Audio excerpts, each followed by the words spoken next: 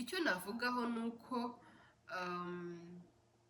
ubuntu bw'Imana busasiteninga umuntu ubuntu bw'Imana bubana n'umuntu ari single atarubaka, ni nabwo bubana n'umuntu nyuma yo kubaka urugo no kubyara no kugira abana.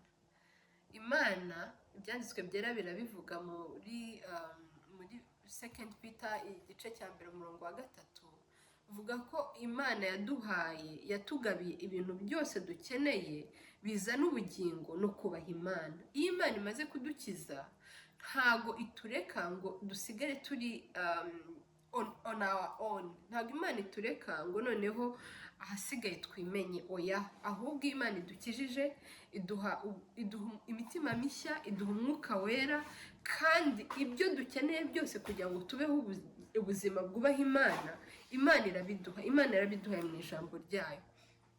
So Imana rero nabonye nk'uko yazesha umuntu marriage, ni nako imwezesha singleness.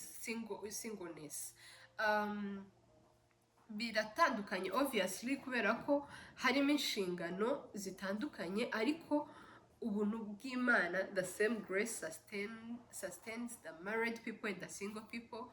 The same grace sanctifies the married people n'abantu batari married.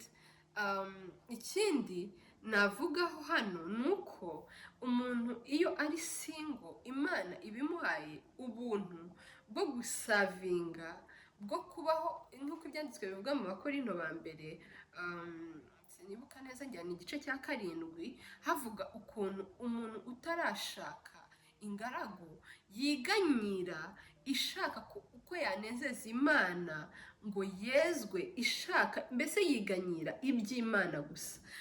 Ni ikintu nshimira Imana mu gihe namaze ndi single ntarubaka, nuko Imana yamaye ubuntu rwose bwo gukoresha icyo gihe, bwo gukoresha iyo privilege, iyo blessing yo kuba single kugira ngo nyikunde, kugira ngo nige ijambo ryayo. Ndibuka